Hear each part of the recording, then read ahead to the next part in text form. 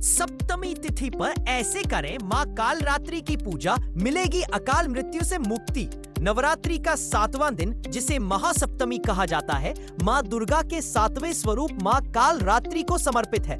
माँ काल रात्रि को अत्यंत शक्तिशाली और दुष्ट संहारक देवी माना जाता है।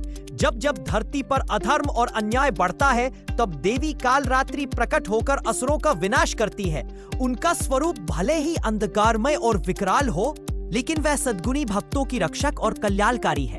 माँ काल रात्रि की पूजा करने से भय, शत्रु और नकारात्मक ऊर्जा का नाश होता है। जो भक्त श्रद्धा और सच्चे मन से उनकी आराधना करता है, उसे अकाल मृत्यु का भय नहीं रहता। इस दिन विशेष पूजा विधि, भोग और मंत्रों का महत्व होता है, जिससे माँ कालरात्रि की कृपा प्राप्त की जा सकती है। आइए जानते हैं इस दिन की पूजा विधि और महत्व। नवरात्रि का 7वां दिन माँ कालरात्रि को समर्पित होता है। उनके नाम का अर्थ है अंधेरी रात, जो ये दर्शाता है कि वो अंधकार और बुरी शक्तियों का नाश करने वाली देवी है। माँ कालरात्रि के काले रंग का शरीर और बिखरे हुए लंबे बाल उनके प्रचंड रूप को दर्शाते हैं।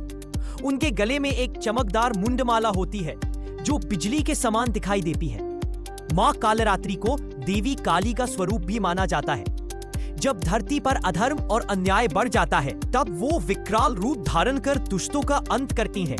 माँ कालरात्रि की विशेषता ये है कि वो अंधकारमय रूप में प्रकट होकर भी संसार में प्रकाश फैलाती है। माँ कालरात्रि की पूजा का महत्व।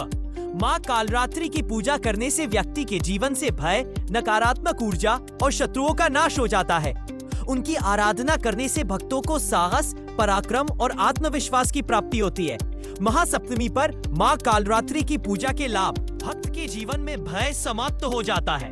व्यक्ति में साहस और आत्मबल की वृद्धि होती है। जीवन में बाधाओं से लड़ने की शक्ति प्राप्त होती है। शत्रुओं का नाश होता है और व्यक्ति सफलता के मार्ग पर आगे बढ़ता है।